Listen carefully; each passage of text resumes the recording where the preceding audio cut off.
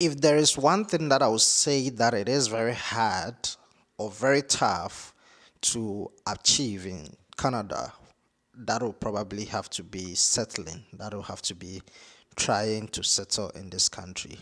I mean, it's very tough, and this is something that a lot of people don't talk about. But it all depends on how you come in. It all depends on how you intend in coming into the country. We different.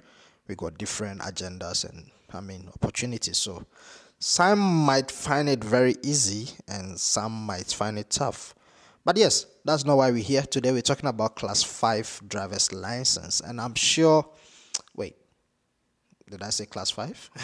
Sorry about that. Okay, so it's class 7.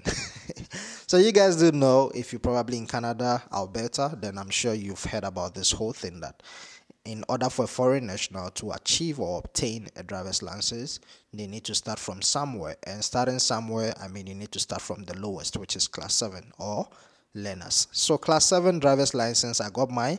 I want to share my experience. I want to share how I got mine.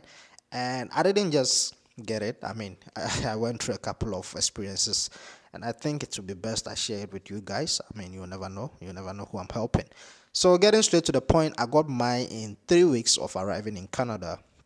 Yeah, I know that is crazy. I actually wanted to make it 1 week, but plans do change. We do get different obstacles and all that. So I did got my class 7, which is more like the learners, in 3 weeks of arriving in Canada. And I went through a couple of things. First of all, before I even got here, I did put in a bit of effort trying to learn and get the ideas of how the road signs, I mean, get this whole knowledge of Canada roads and all that. So I've been putting in a bit of work even when I was in Ghana. So when I got here, I still did a couple of things. I spoke with a couple of people. They provided me with an insight of how to go about it. Some gave me a PDF file of what I should learn, what to expect and all that, which I'm still going to share with you guys probably in the next video. But today we're talking about my experience. So this is the whole thing. This is everything. I think, I'm not sure if you guys can see it, but I'm not going to show the details in there, but it is this one. This is the temporary class 7 license. Yeah, so that's it. In order for you to achieve your class 7 driver's license in Canada, I'm sure you guys have watched multiples of videos, and yeah, there's nothing different from this one, but this is just personal experience, so I guess it might help you in some ways. Obviously, I've been driving, so I do have experience. I've been driving from home, which is an advantage, and having your previous license from whatever country is also an advantage because it helps you skip some of the process. There's actually a PDF online. You can download applications, Alberta driving knowledge, whatever. Just go on Google, type Alberta knowledge test. It should give you everything that you need to know. So after studying everything, I was very confident enough. I went in, and bear in mind, it is a walk-in. You don't book appointment. You just have to go to any other places. They normally write registry, and this might differ with Toronto, Ontario, and other provinces. I'm not sure, but here in Alberta, any place that you see written registry, that is where you take your knowledge test. So you just walk in. Once you're done studying and you think you are ready to ride, just walk in into any registry and insist on writing the test, the knowledge test. So it's just pretty simple. They might need your identity, like a passport. You hand it to them. They write your name, ask you a couple of details like your height, color of your hair, color of your eyes, your weight, and I think you should be good to go. So after that, I sat there. They gave me a computer. It's a computer-based test, so you will be given a computer like a normal computer, but this is a touchscreen computer. There's no mouse, no keyboard, just a screen which you need to tap and all that. So there will be questions flowing based on what you studied, just normal questions like what is actually in the book. So you get questions like, when you get at a stop sign, where do you stop? A, in the intersection. B, after the intersection. C, right in the like such questions. So it's objective questions, something like that. So you just have to choose either A or B, and you should be good to go. So you do get about 30 questions and you need to pass 25. If you pass anything more than 25, you are good. Anything less than 25, it's a fail. So crazily, the first time that I took it, I failed 6. Yeah, I failed 6 of them. I passed 24 of them. I was very pissed off. Yeah, because it's not free. You need to pay 17 Canadian dollars in order to take that test. So I failed the first one, which I wasted money, but I was very confident. I'm like, okay, no, I'm not giving it up. I'm coming again the next day. Early in the morning the next day, I got there. Just know that you can retake the test as many as possible, but then you'll be paying as much as possible. If you fail, you will keep paying. So you always need to try to get it at the first time or at least the second time so you don't pay too much. So I came again the next day, early in the morning, insisted on taking the test. And when you get there, they'll ask you, have you taken it before? I don't know why they asked that question, but I was asking. I said yes. They didn't do much. They just took the passport again, signed in a few stuff, gave me the next computer, and yeah, boom. So I was very upset. I was so dedicated, willing to take that test and pass it. Like this time I had no intentions of failing. So I got to the computer, started the whole thing again, click, click, click, click, click, and then I passed. I think this time I got 26. And once you pass more than 25, it automatically closes the screen because you've passed. So there's no need of continue. So once you get to 25 or more, it just shut you down and it says you have passed. So I did. Then I just noticed the computer notified me that I've passed. And I'm like, yeah, that's what I was expecting. But you know, it was a fun experience. I was just smiling, sitting down on my computer. I came out with smiles on my face. Everybody was like, is this guy okay? But yeah, it is part of it. It is an achievement because, I mean, these little things in life they make big differences. I'm sure you guys do know. So after you pass that, they'll ask you to wait in a queue or something. And then you have to go for eye test and all that. So the eye test is basically a machine, a small circular machine. You have to put your face in it, and once you put your face in it, your forehead touches something like a sensor, and then it displays words to your face. So there will be someone in front of you who works at the registry. Same place, yeah? You don't go anywhere, same place. Once you pass, you do everything in the facility. So once you pass it, you put your face there. They ask you, what do you see? Tell me what you see on number E. You say, okay, I see C.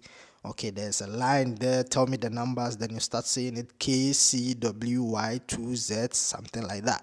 They just want to ensure that your vision is okay for driving. So it's just basic stuff, and some of the words are a bit tricky because they blur the background. They try to make it a bit complicated for you not to see that easily, but if you got good vision, you should be able to see it. So you just say the words in there, and once you pass it, they'll ask you, okay, do you have a license from your country? That is where the license part begins. So if you have a license from your home country, back home, whatever country, it is an advantage because they're going to take that driver's license from you. You skip some of the procedure. So if you don't have a driver's license from your home country, after taking that knowledge test, you'll have to wait for about 18 months, or is it 8 or 18 months, like almost a year or so. I can't recall, but you have to wait. And after you wait for that duration, you will be able to take your road test in order to get the full G class 5. But if you do have a license from your country, you don't have to wait for that whole period. You just have to wait 2 weeks after getting your license, the class 7, and then you can just jump straight into your class 5 road test. So after getting your class 5 road test done, you can obtain your class 5. It's just that easy. It's just as simple as that. And I think in total, you're not going to pay much. So the first one that I did, I paid 17 Canadian, which I failed. So that must be on the side. And the next day I came again, paid another 17, which I passed. So after you pass in Alberta, you need to pay $102 to get your class 7 license. So after you hand in your previous license, if you have, you give them also $102. That is for submitting of your previous license and then processing and all that. So 17 for the knowledge test, and I think this is the receipt.